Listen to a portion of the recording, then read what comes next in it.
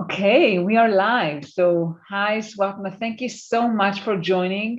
And thank you, everyone, for joining us today. And we'll talk today about being intentional about your career, which is a very exciting topic. Let me just share my screen real quick.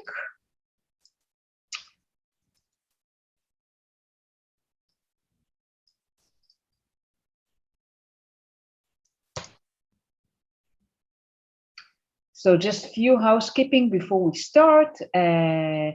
Feel free to turn your camera on and come off mute. We want that to be as engaging as possible, so feel free to speak with us. We are, as I said, we are live recording it, so just take that into account. In case you don't want to be seen in the recording, obviously you don't have to come on camera. Message privately, sorry, not Lauren, but me, if you want to remain anonymous. And connect with us on social. And let's just dive in. And I want to introduce Swapna.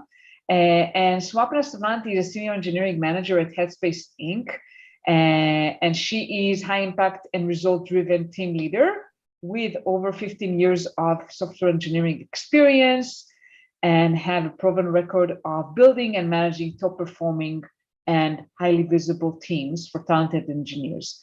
I met Swapna as I've been her mentor, and we connected from the first meeting. So it is a great pleasure to be here with you, Swapna. And also I want to share that Swapna is a mentor with us, with Proud to Fly and other organizations. And she also volunteers with multiple organizations like Women Who Code and doing a great work. So welcome, Swapna. Thanks a lot, Lemur, and really humbled and honored to be here. Yeah, thank you. So I guess let's just get going. We do have questions that people ask in advance. We can go over them. Mm-hmm. And also we'll be happy to, we'll be happy also to answer live questions. So feel free, everyone that's participating, to ask us any question that you have. So first, Swapna, do you want to share with us a little bit, maybe your journey? And before we dive into the questions, I'll just go back and what does it mean being intentional, and your story a little bit, and why is it important? Yeah, sure. To be very honest, when I was younger in my career, my favorite inspirational quote was, "Aim for the moon. Even if you miss, you will land somewhere among the stars." But I soon realized that success is not just about dreams. It is about plans and progression, and also realization of what your goals are.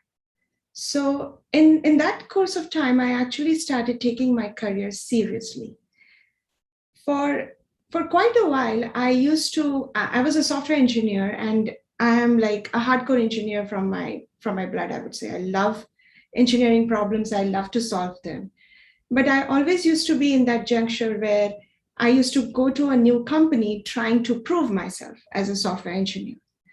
There was one-on-one I had with my VP, which kind of hit that light bulb for me when he asked me, why you keep on doing the same thing again and again? You have proven yourself as a good software engineer. You are a good software engineer. What exactly you need? What are your goals? What is your passion? And that's when I started having one-on-ones with myself, where I started discussing with me where I want to go next in my career. I started small. I started planning my week first and putting some time for myself, 30 minutes time for myself, where I will just do something for me. It might be just reading some blog, reading some article, or even 30-minute conversation with somebody, understanding their job. That will help me understand whether I want to do that job or not. And that's how I eventually started getting started making that as part of my weekly plan to think about my career or think about where I want to go next. And with this pandemic, now I have also started thinking about how my retirement will look like. Mm-hmm. And I remember you mentioned that you're having one-on-ones with yourself. Yeah. Can you kind of share that? That's the first time I think I heard about this. Yeah. So once a month, I run a one-on-one meeting with myself. What that means is I'm my own manager, and I'm the one who is going to decide my career and review my career plans. It is a very basic document, which I have personal goals and I have business goals. Personal goals are basically, it is basically my development goals, things that I want to work on to be able to drive personal development. For example, currently in my company in Headspace, we were talking about our diminishing tendencies. So I realized my diminishing tendency is I'm a natural protector. I always try to protect my team. However, now I'm learning to lean back and have them grab their opportunities and find their way around. And also, one of the personal goals to add to it is to also be up to date with our latest technologies. So those are the things that I keep talking. Like every month, I talk and I reflect on myself, and I figure out whether I have achieved those goals or I am in the right path to achieve that goal. And then sometimes I also think about like how to communicate more effectively and package information to various audience. Mm-hmm. Right now, I'm in this wonderful opportunity in my company where I'm getting to communicate with my executives, which is a great thing to have, but also that also means that I need to articulate my message concisely. Mm-hmm. So that is one more goal that I have added to myself. And for that, to do that, it's basically practicing. So some of my leaders in my company have made me realize that I need to keep practicing about each and every one-on-ones or each and every meetings that I'm going to have with my executives. So I've started doing that. Mm-hmm. If you write down your goals, if you write down what exactly you're trying to achieve, and then keep on revisiting it every month, that is the one-on-one that I have with myself, I feel you are in a better place to actually achieve that goal. It is not just like a one-off thought for me. It is like a goal which I keep on revisiting, keep on thinking about, and keep on giving feedback to myself, whether I'm doing it right or not. Absolutely, yeah. And definitely, writing things down helps really to being focused and intentional about what we do, whether just, versus just thinking about things, right? I mean, yes. Because all the time we think about what we want to do. That's great. So let's try to dive into some questions here. What do you recommend to do if your management is completely supportive of career move and development, but someone with power above tries to stop this to ensure one's own selfish perspectives or narcissism attitude? Yeah. First of all, I'm sorry if that is happening to someone. Yeah. At the same time, the way I will look at this particular problem is you have built your own team who is actually supportive of your career move. So that's great. That means you are doing something right. You have put yourself out there, you have networked well, and people have seen the amount of expertise that you bring to the table. Now, if you're also working with somebody who might have a selfish perspective, I wouldn't actually label somebody as narcissist yet. I will try to understand what exactly that person is all about.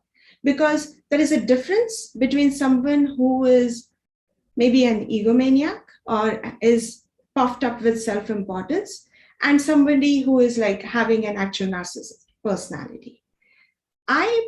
If I meet with somebody who has this kind of attitude, I will actually try to understand what exactly that person is looking for and try to understand underneath why that person is stopping me from getting into that next move.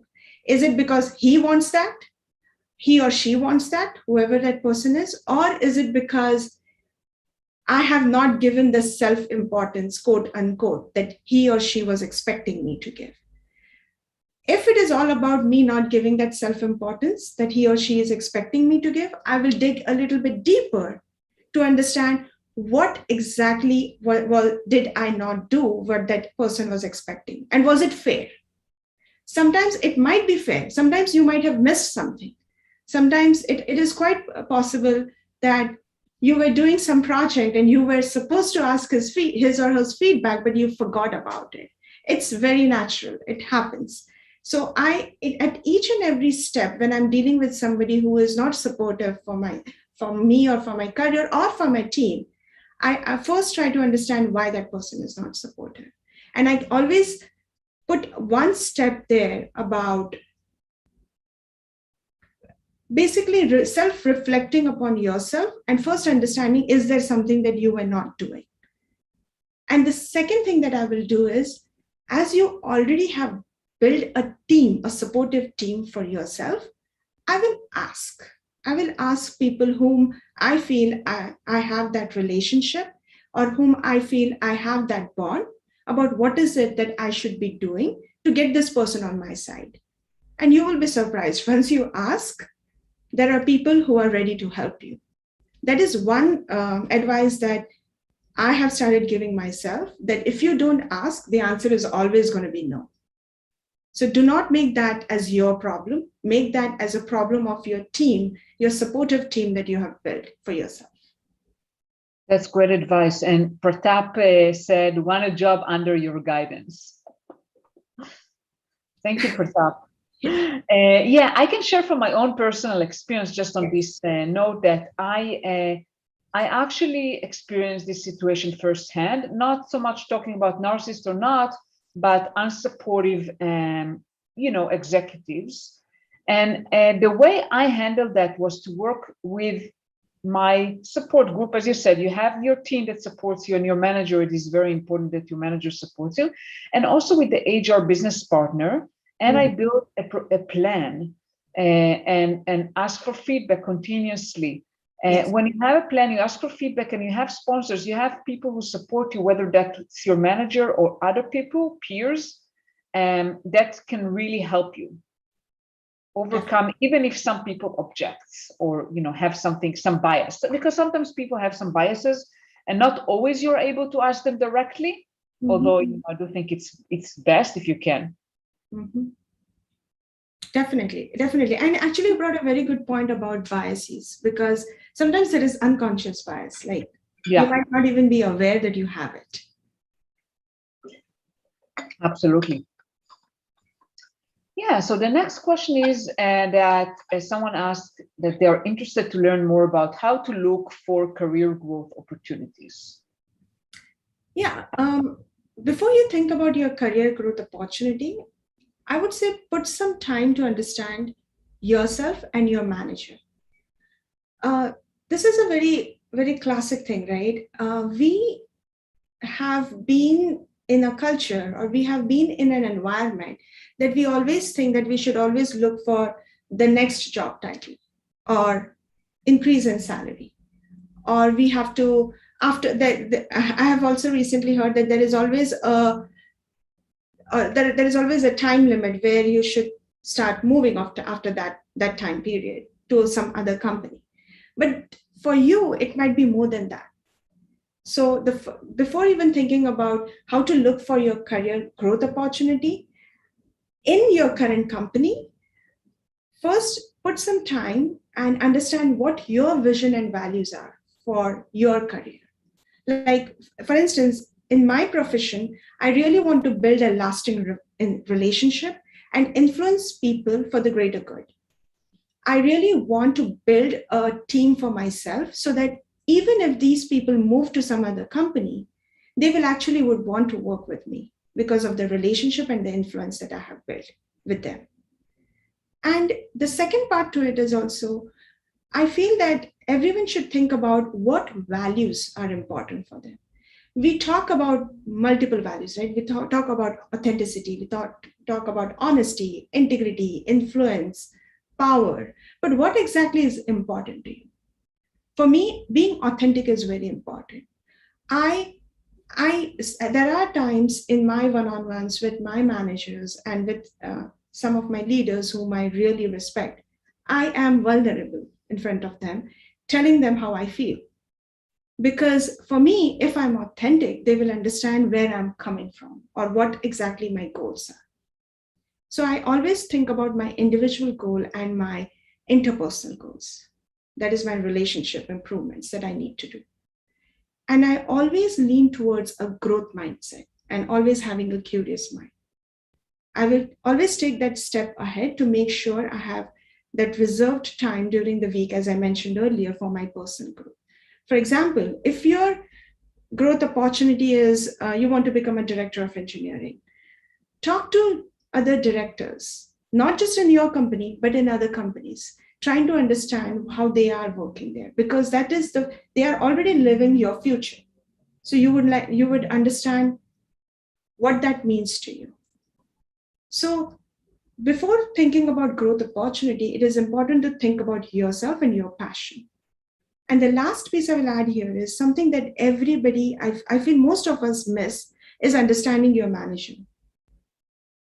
You need to work with your manager. So if you are not able to gauge how exactly your manager thinks, then it is very difficult for you to put forth what you are looking for in your career. Mm-hmm. People are different. So when somebody asks me that, so like if somebody directly asks me how I can help them with their career, I always ask them what exactly you are looking for. If you tell me what you're looking for, I can make that happen, or I can maneuver you across my company in a way that you will be visible in that aspect. So it is important to first understand your passion and then understand your manager. And then you can look for your career growth. Great. Do we have someone come on video? Do you have a question?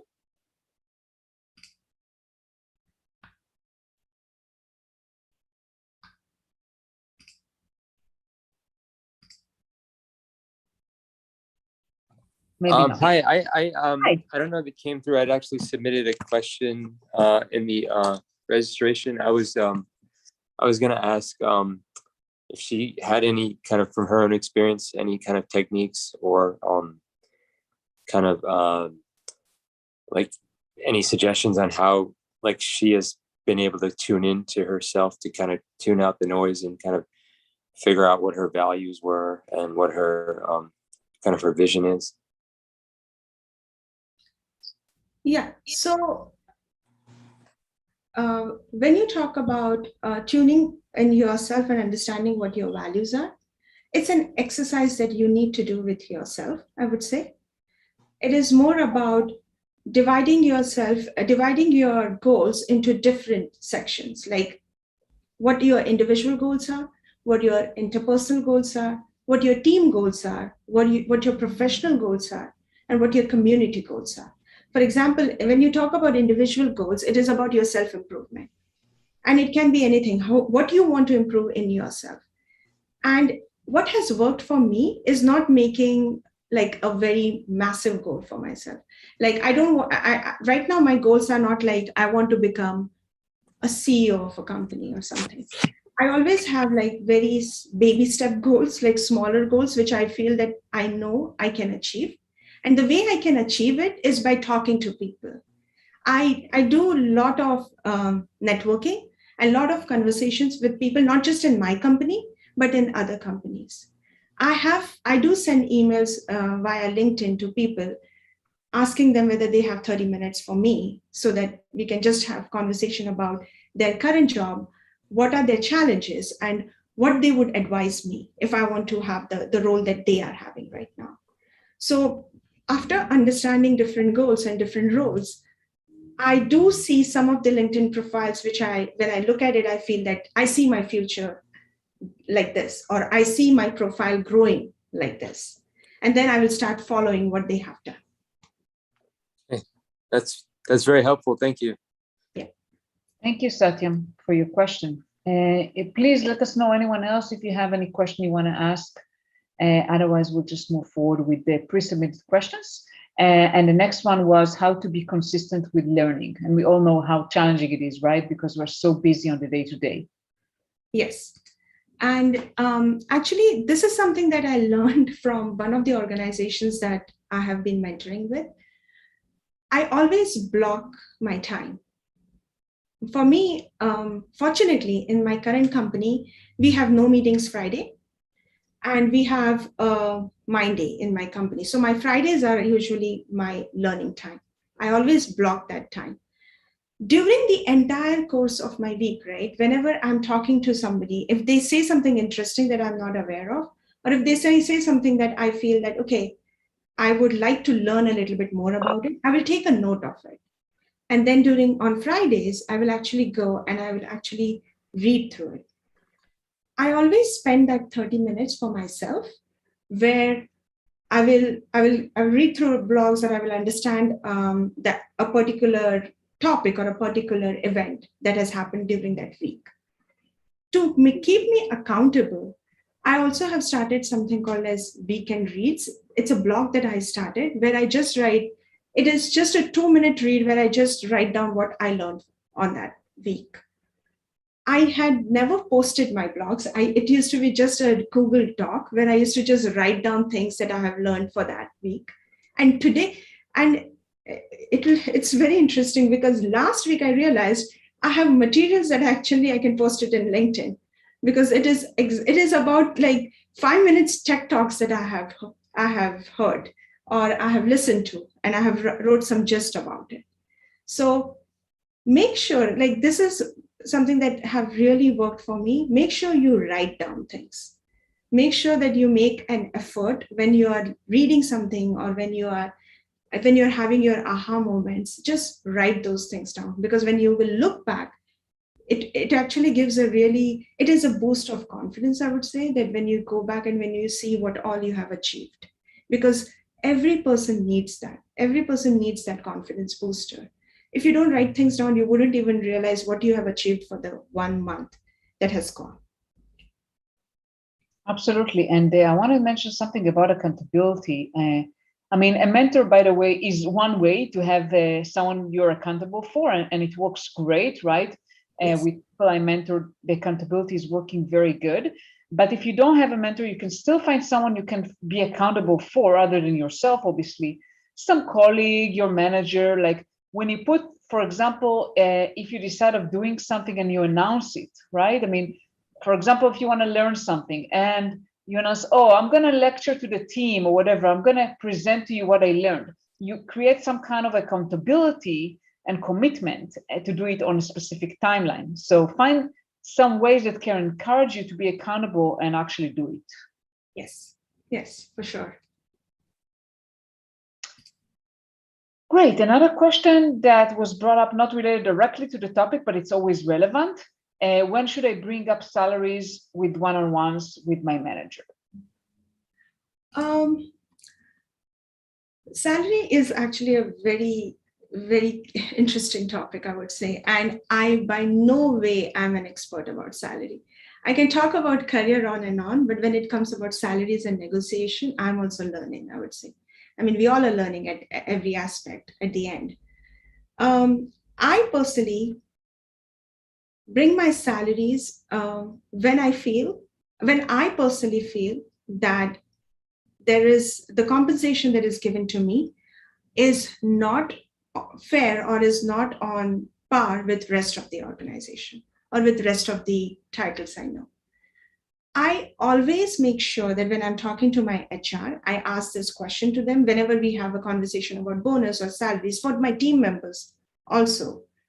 I always ask a question to them that is the salary and compensation on par with the band that we are giving for that level that we have in that company? Because once it is fair with that band, then that means that is what your company is doing for that level throughout the organization. I always believe in that fairness. When you are getting promoted, it's a very obvious discussion you're going to have about your compensation, bonus, and salaries at that point. If you ever get promoted without any salary change or without any bonus, definitely ask that question, why? Because that clearly indicates that either they really want to keep you in the company, but the company is not doing well for whatever reason, or there is some other hidden things in that aspect. I have few things to add here. So first of all, I mean, I think a good opportunity to discuss salaries is asking actually for feedback from your manager, because I had a person I mentored that they said that their company don't have an official review cycle, because usually those things come up in a review cycle. So it's always good, I think, good strategy to come with maybe a feedback discussion with your manager to ask for feedback about your performance, and assuming they're happy with your performance and give you overall, I mean, obviously constructive, but also positive feedback, then it would be good maybe to raise the topic of your salary if you feel that you're underpaid for what you do and for the value you provide. So when your manager gives you feedback of how much value you provide them, then, it's kind of a good opportunity to raise this. And I noticed, by the way, you talked about being fair. Unfortunately, I feel like in general, it's not always the case, right? There is fairness. And I noticed a lot of time also as a manager, by the way, that people that ask for salaries, I mean, a lot of time get more than those who don't. And I always try to be fair, right? And look at everyone and make sure that I compensate also people that didn't ask. But it's not always the case. So also it's good to talk about it and not be shy, just to make sure that you are not treated unfairly compared to others who do ask for salary increase. And Liver, you're spot on there. Like, there are people who will ask for the salaries, and there are ones who wouldn't even bring the compensation. At the same time, when somebody is asking for the salary, the company itself should not just give the raise because somebody is asking. So fairness is important in that case. But you are absolutely right that whenever you have an opportunity, do ask for your salary increase or bring up your salaries. Yeah. Let's move to the next question. When do we know we overstayed in a position or a company? Yeah, I mean, we often carry with us this lot of shoulds about jobs and careers. Like, I should keep trying to move up the ladder, or I should seek more money, or I should leave to get experience with another organization. But for me, I have met few people who are in a company for a very long period of time, but are really doing well, or are really growing, or are really, who really love their job and are really passionate to be there. And I also have met people who have left the company within a year or so. So I wouldn't say that you should think about overstaying in a position or in a company from your tenure point of view. You should think what really matters to you. People, what their lives to be like. For me, at least, I want my work, because it is a very big chunk of your time in your day, your work. For me, I really like to do something which is meaningful and add up to something. I do prototype my ideas. Like, I always have a curious mind.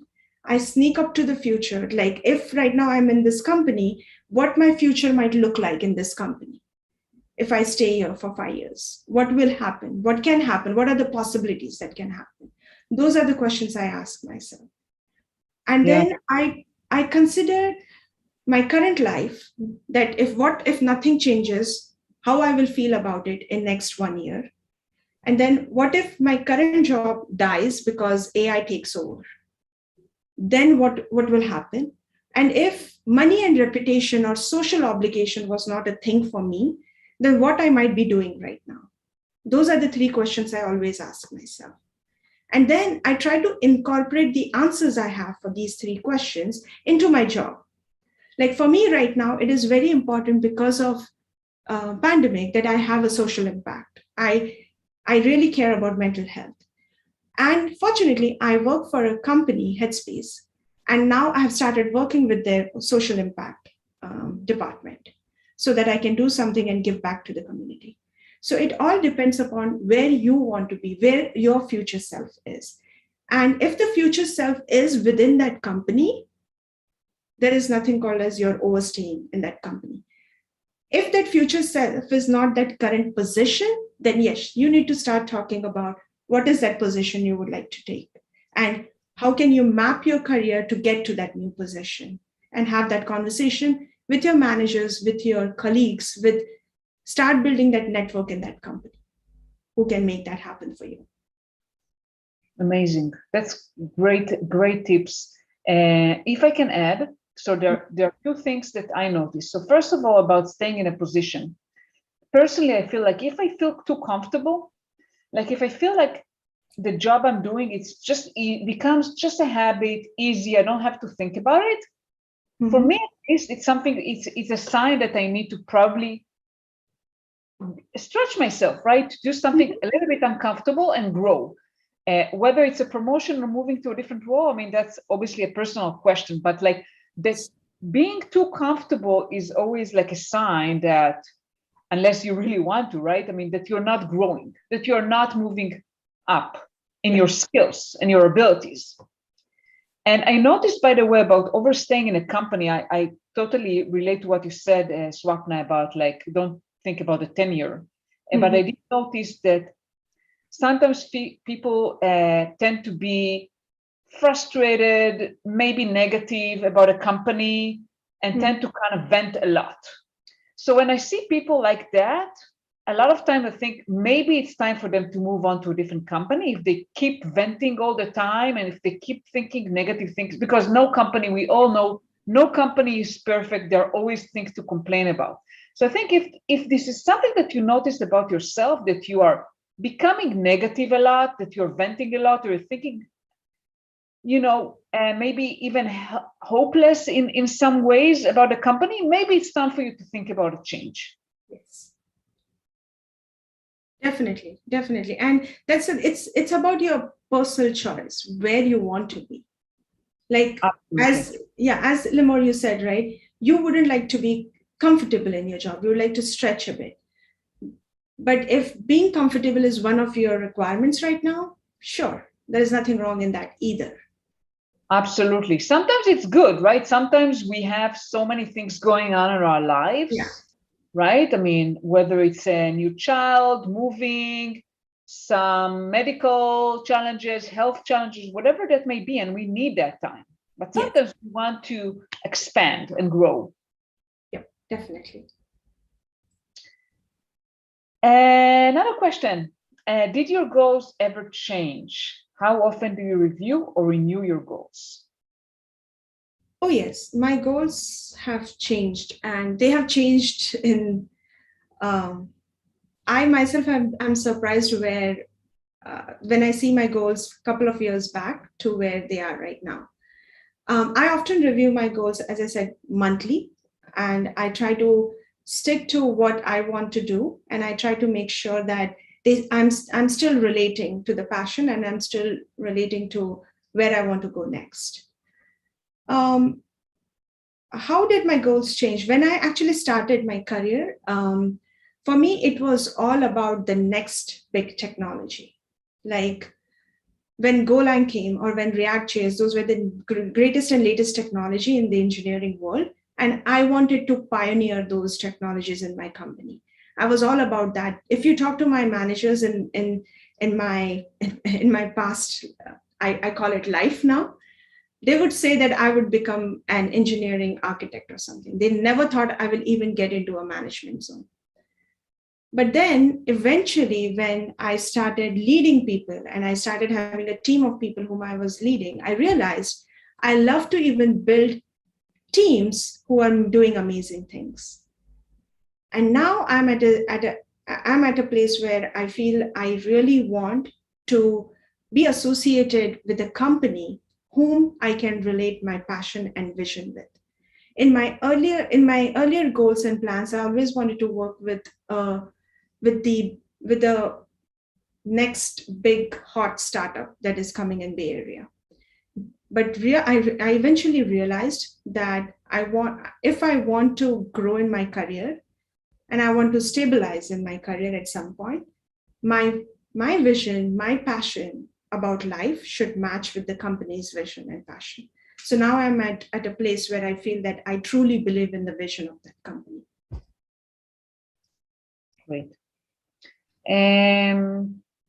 Pratap, did you have any question? I saw that you put some icon, but I wasn't sure if you had a question for us.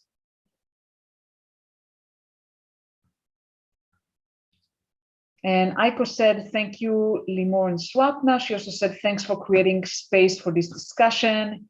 It is a challenge to create space to have the confidence to ask, recognize it's a practice. And Shital said, thank you for the assurance. So anyone has any other questions, or we just move on with the pre-submitted ones?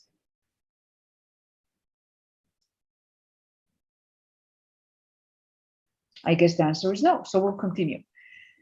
What highlights and learning opportunities can you share in your career journey? Who and what are you grateful for?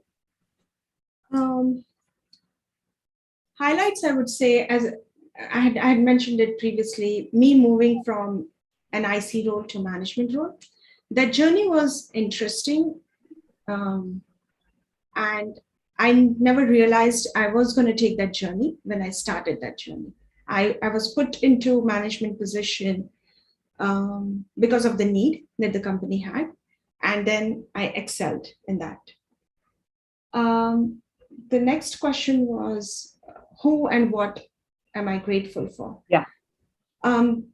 This might sound a bit dramatic, but there was that one statement made by my VP of my previous company I used to work on, which changed my outlook. I remember having a one-on-one with him and telling him what I do, and he had casually asked me, haven't you done the same thing in your previous company? And then why did you move from that previous company? And I didn't have an answer for him then. And that's when I realized there was something that I was doing incorrectly. That one conversation actually made me think about my career and made me think about taking that next step that I wanted to take in my career. What I'm very much grateful for is I personally believe that, yes, I have met, in my journey, I have met people who were less supportive and who were not as much willing to give me the chance that and prove myself on the job. They were looking more at the resume, or they were looking more at the experience. But at the same time, I also met a lot of people who wanted me to succeed, who were cheering for me. So both actually worked well for me, I would say. People who really wanted to help me actually pushed me and actually taught me various things in my life of how I can do better in my job. And people who were actually not, had some doubts about me, made me actually push myself furthermore. Because I was in a journey, or I was in a juncture at my career where I had that need to even prove those who were not having that kind of confidence in me, which actually gave me that ability to actually stretch myself more. And that is something that I was looking for at that point. That's great and very refreshing to hear. Yeah, I actually had a similar experience to yours about people, managers that were not supportive of me, that actually pushed me forward. Yeah. Move up, to move to the next thing and stretch myself. And if they were supportive, maybe I wouldn't do that. So sometimes it's a good thing, right? It can be a good thing. Yes. So the next question is, did you find a career coach, mentor, or sponsor to help you get to where you are? If so, how did they help? And also, how did you find them? Yeah. So regarding the career coach, I would say, I understand where this question is coming from. When we think about a career, we easily map it to a coach. But that is not the only answer. That is a part of the journey. I will spend a little bit time here to talk a little bit about how did I find my mentors or my sponsors, and then I will come back to coach. As I said, right, I do once a month, I run my one-on-one meetings with myself. And as part of that personal goal, I do talk to different people who are living my future, or who are living the life that I think, the work life that I think that I would love to have. In that course of time, I have built a group of people, which I call as like-minded people. Some I was blessed to work with, few I found through this LinkedIn or through other networking sites. And few years back, I learned something which should have been obvious about just asking what questions you have and being vulnerable. I show my vulnerability. Sometimes I get laughed at, sometimes, but at the end, many a times people tend to help. People tend to educate me on the things that I am not aware of. Once they know that you want to learn, you will be surprised how many are ready to go above and beyond to help you. So for me, that group of people, my mentors, including you, Limor, I remember I even have pinged you, that actually really helps you grow in your career. Because if I want to become a director of engineering, someone already is living that, and I will start that conversation with them. That's how I have grown. Regarding having a dedicated life coach or an executive coach, not yet, but I feel now I'm ready to have that. It is not easy to find a right coach. References do help, but I have been looking through profiles of many coaches, following them, listening to their podcasts, reading their blogs, just to understand what they are passionate about or where in the juncture of your career they can actually help you. Because I'm not looking for a coach who can help me have only an executive presence. I want a coach who can really dig deeper and help me work through my areas of opportunities or areas of improvements. Absolutely. And as I mentioned in the chat box, I mean, we do have our mentorship program at Power to Fly, which is aimed to support you in your career growth. And Swapna is one of our mentors. Thank you, Swapna, for volunteering. And I also want to answer about a coach versus mentor. I did have both, and career coaching or executive coaching was not as helpful for me when I was younger in my career, because I didn't have answers. The experience I had with executive coaches is that they ask you a lot of questions and not necessarily give you the answers, but encourage you to find the answers within you and pushes you, right? They ask you a lot of questions. They're very good at asking questions. And that was overwhelming to me. I had an executive coach when I became a manager, and it was overwhelming. And the mentor was actually much more helpful because they provide their own life experience.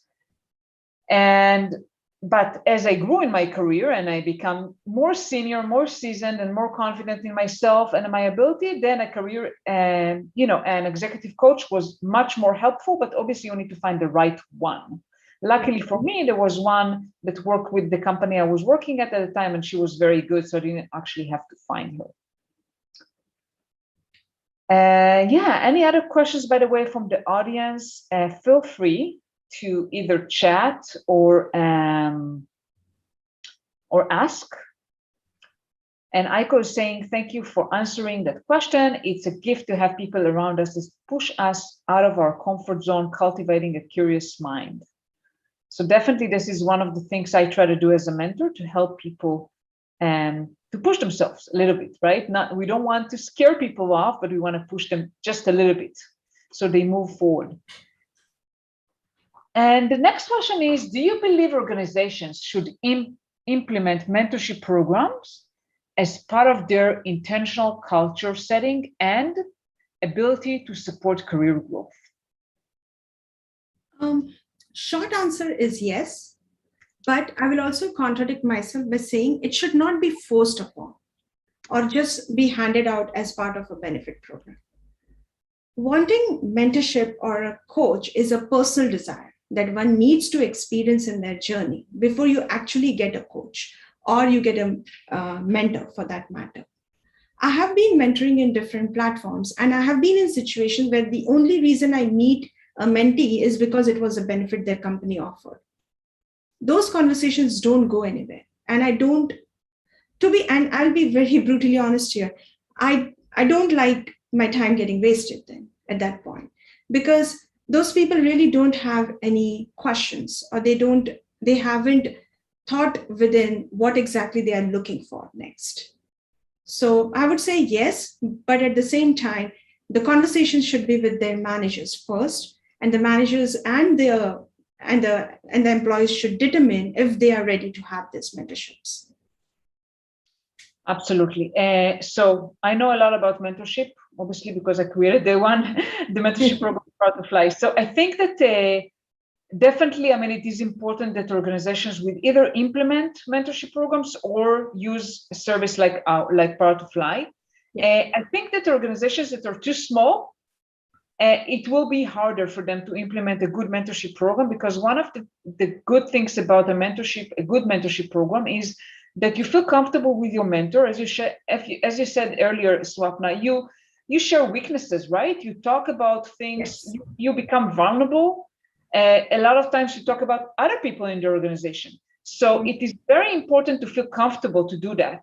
And if the company is very small, there are very good chances that your mentor knows the people you work with, and then you will not feel comfortable talking about that. Also, a lot of companies we work with, they don't have enough people to have enough mentors. So that's why they use our services. So it's really depends. If the company is very big, there are enough people who can mentor. Definitely, I mean, I think it's very good to have a mentorship program. And by the way, we do have companies that work with us that also have internal, because there are values of internal versus external mentorship program. So I think companies should have both, if you ask me. Mm-hmm. Yeah, and everyone, I saw that there are people who are asking about LinkedIn. I hope I didn't put a typo in my LinkedIn URL. And feel free to connect with me at Limor Bergman. And Swapna, I saw that you put your LinkedIn URL. And if anyone in the audience want to connect with us, feel free to share your LinkedIn URL in the chat box. And let's use that also as networking opportunity, because we're all here for each other. So feel free to type your LinkedIn URL in the chat. And let's move on to the next question. What should be a key discussion items for a monthly one-on-one with my supervisor at work? Looking toward intentional career growth approach. So if you're looking for your career growth approach, then the very first topic should be about your personal development. And if you're thinking about your personal development, then even before talking about your personal development, you should understand how your supervisor likes to have those kind of conversation. Like, is your supervisor a kind of person who will actually bring those opportunities to you? Or is he the person who will ask you to find the opportunities, and then he or she will actually help you get there or help you manage the relationships accordingly? Those are the questions those are the things that you need to understand about your supervisor. And then the conversation should always be around, whenever you're talking to your supervisor, right? I'll take a step back here. Remember that, yes, he is your manager, but he also has his own set of limitations. So if you're thinking about intentionally growing your career, then your supervisor is one source that you should talk to. You should also build your network within your companies. Yeah, talk to other managers, talk to other supervisors, other people, understand their journey also along with this. Yes, this is a solid relationship that you're going to build, but start building other relationships too. And your discussion items should always be you should talk about your business goals, but you should also talk about your personal goals. And try to, even before getting to your supervisor, try to chunk your personal goals into mini goals, which you can achieve within a month, so that you see improvement. You will see that growth that is happening with you. Great, that's incredible. First of all, I wanted to share Aiko comment. It's important to cultivate trust. It's a challenge to have the trust and courage to share. Mentors can hold space. Thank you so much for your time. This is valuable beyond words. Thank you so much, Aiko. And feel free, if you want to come on camera and speak to us, we'll be glad to know you a little bit.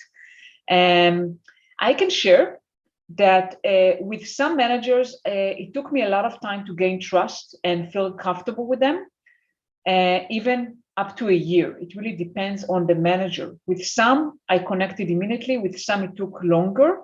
But you just need to acknowledge that sometimes it just takes the time. And the one-on-ones are the time for you to really get the help you need in your career and get the support you need from your manager. So I think the one thing I would add is come with an agenda of either things you need from your manager, ask for feedback, share, maybe your thoughts about how you're doing. Really utilize that for your growth and not for status updates, like so many people do. Yeah, true. So we have 8 more minutes. So the next one is how to build an commitment to my own plan when working at a place without formal career growth support. So not having a formal career growth support in a company is, while it is very disheartening, I would say it is not the only one way to do it. After you know that what you want to do or where you want to go to be next, talk to the people who have been in your company, who you feel that can help you grow in that career or can help you get you to that career. Understand their day-to-day and figure out what are the things that they have been doing or that you haven't yet been doing. For example, if you want to be a CEO of that company, I'm just giving an example, start looking at your CEO's profile and understand their journey and get inspired by that. Some of their journeys will inspire you, and try to schedule one-on-ones with them and bring back the findings and talk to your manager, talk to your supervisor, incorporate that in your one-on-one path or your one-on-one goals that you are having. It can be difficult when your company or when your organization doesn't have that formal career growth path for you.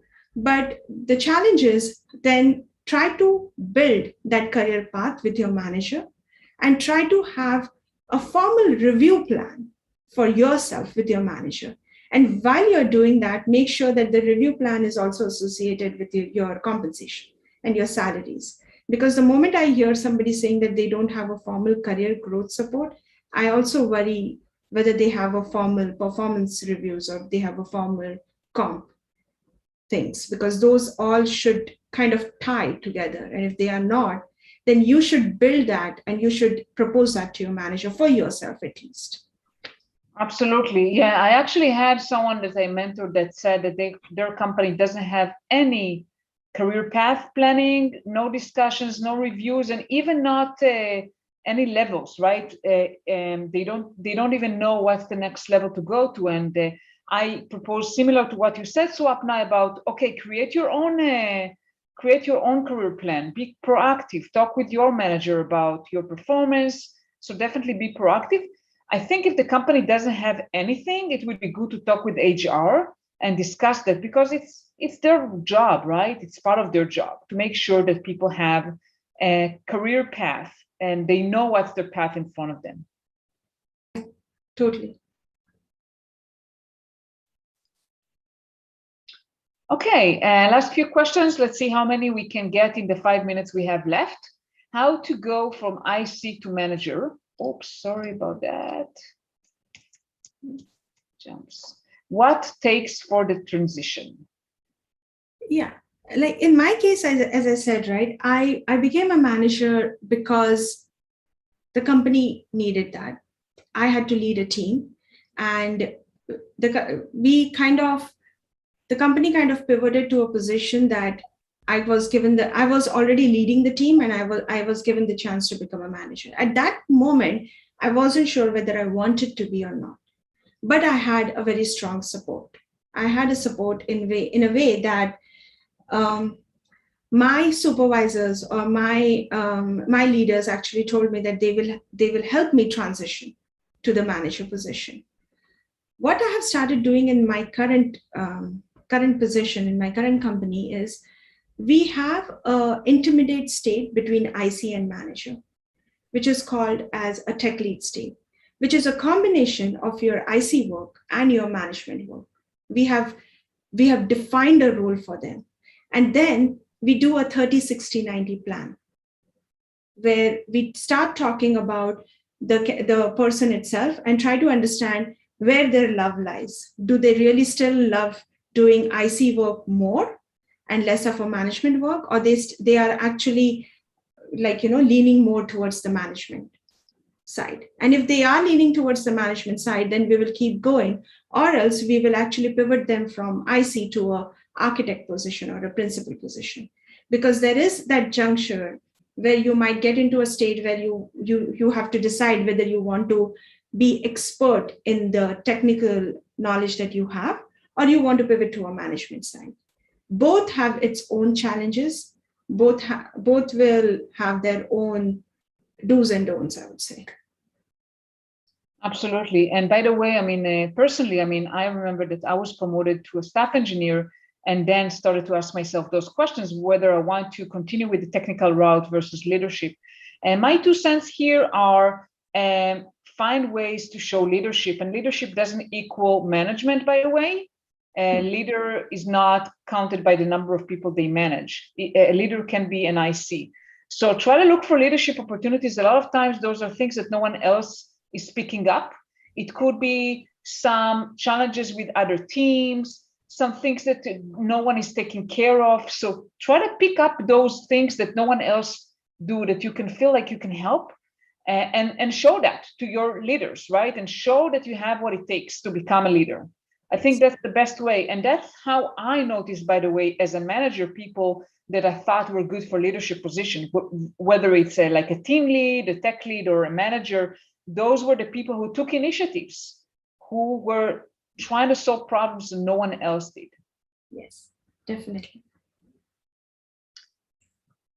So one last question: how to find ways to create something new and different when you're working at a place with a very stable product and almost nothing to change or improve? Interesting. So my first, I mean, when I'm reading this question, my first thing is, do not look at your product for a change. Like, first answer the question about what you are really looking for. What are you really passionate about? Creating something new or different doesn't have to be in your product unless that is what you're looking for. And if you're looking for something like changing something in your product itself, then it's more like, is it because you want a challenge or want to make an impact, or because you want to do something from ground up? What exactly are your goals here? Maybe first take the step of answering the question why. Like, why are you looking to create something new and different in your product when it is stable? And I'm assuming that this question is coming from somebody who works on the product side. And if that is true, then my piece of advice would be, do some user testing. I haven't found a product yet which doesn't have rooms for improvement. The moment you talk to your user base, they will tell you actually what are the things they would like to see in that product. Always. Absolutely. So we are just about to end. I mean, the hour passed so quickly. I want to thank you so much, Swapna, for being here today. And I want to thank everyone who participated. Thank you so much. Feel free to connect with us on LinkedIn and check out our events. I mean, we have a lot of events. Aiko, great to see you on the video. It's a pleasure. And definitely connect with us. We're looking forward to talking with you and helping you with your career. And see you in our next event. Thank you, Swapna, so much. Thanks a lot, Limor, for having me. Thank you all.